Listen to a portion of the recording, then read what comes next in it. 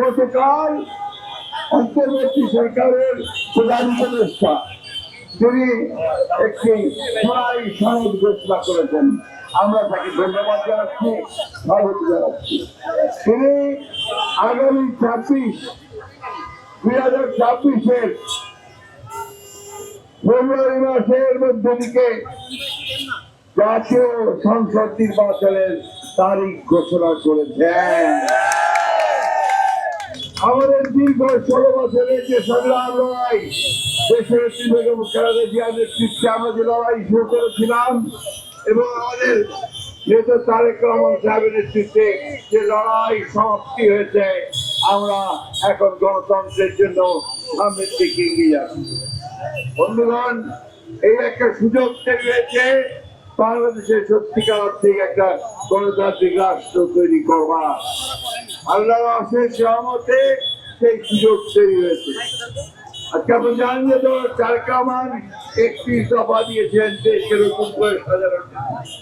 এই আন্দোলনে আমাদের হাজার ছেলে, আমাদের ভোক্তারা তারা প্রাণ দিয়েছে, তারা প্রাণ বিসর্জন দিয়েছে, শহীদ হয়েছে, অসংখ্য লোক আহত হয়েছে।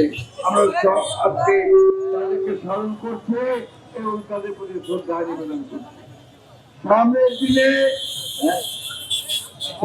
দিনে আমাদের এখন পরীক্ষা।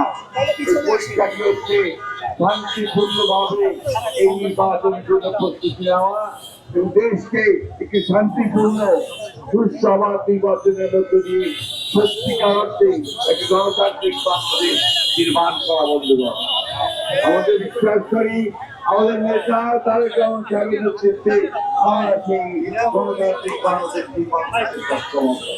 আমরা যুবক শ্রেণীদের জন্য আমরা কর্মসংস্থান সৃষ্টি করব।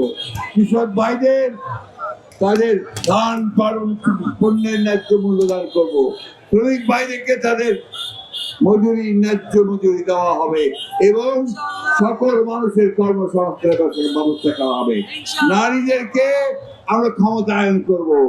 একই সঙ্গে বাংলাদেশকে সত্যিকার অর্থেই একটি গণতান্ত্রিক মানবিক মূল্যবোধ সম্পন্ন সাম্যের বৈষম্য বিরোধী একটি বাংলাদেশ গড়ে তুলব।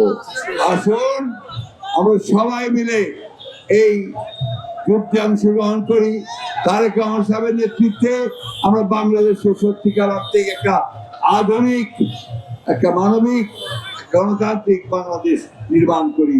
আসেন আজকে সেই হোক আমাদের শপথ। আসসালামু আলাইকুম।